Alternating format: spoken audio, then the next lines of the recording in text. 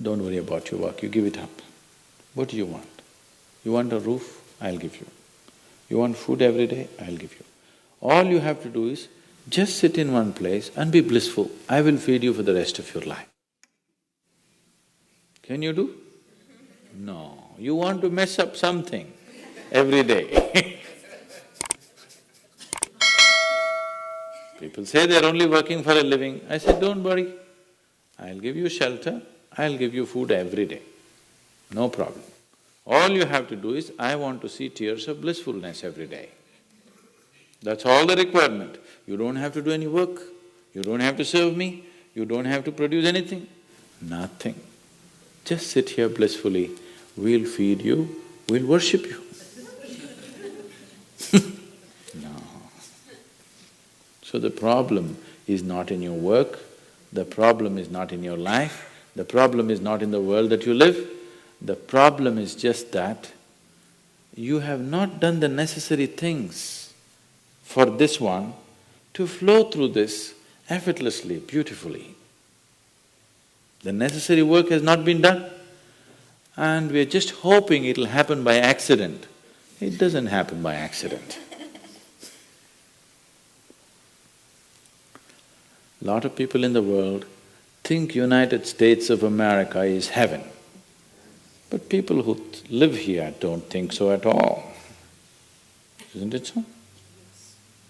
Isn't it? Lot of people in the world are dying to get an entry into the country. You open up the southern borders, 10 million people will enter tomorrow morning because they think this is heaven. But you are not experiencing it that way, isn't it?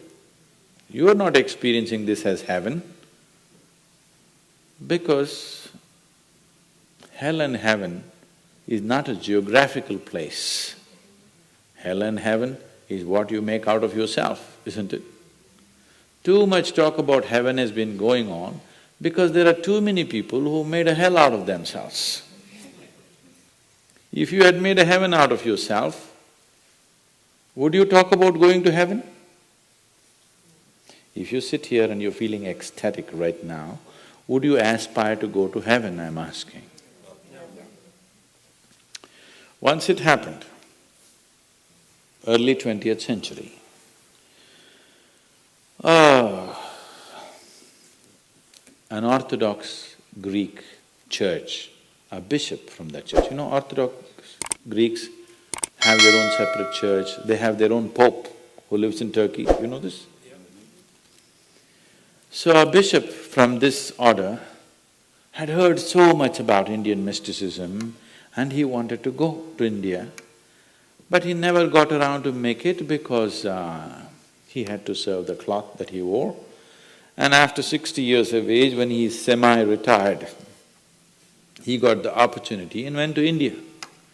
So he came to South India, near where we are, and he wanted to meet a mystic, a yogi. So somebody said, go up this mountain, near a cave, there is a yogi sitting, you can go. So our man went, plodded up the mountain, halfway up and went. In front of a cave, an old man with a gentle smile upon his face was just sitting with his eyes closed. So the bishop went and prostrated. He cannot do it, he is not made for that. But they had told him, if you go to India, you have to crawl. He prostrated like this and with all his four limbs he got up. The yogi looked at him with amusement. Obviously, he has never prostrated anywhere before. And he smiled. Then the bishop said, I am like this, I am a bishop. I have served in the church for so long, but I have a few questions, can you answer? The yogi smiled and said, yes, please, whatever the question.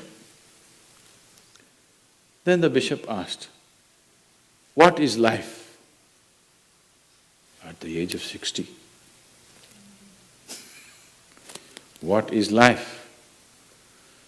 So the yogi closed his eyes, became very blissful and said, life is like the fragrance of a jasmine on the spring breeze. And tears of blissfulness flowed out of his eyes as he was saying this. Then the bishop said, no, no, no. Our Pope has told us life is like a thorn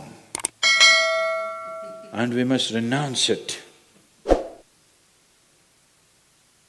And even symbolically, Jesus himself wore a crown of thorns. So, how come you say this? Our Pope says otherwise. The yogi looked at him, smiled and said, well, that's his life.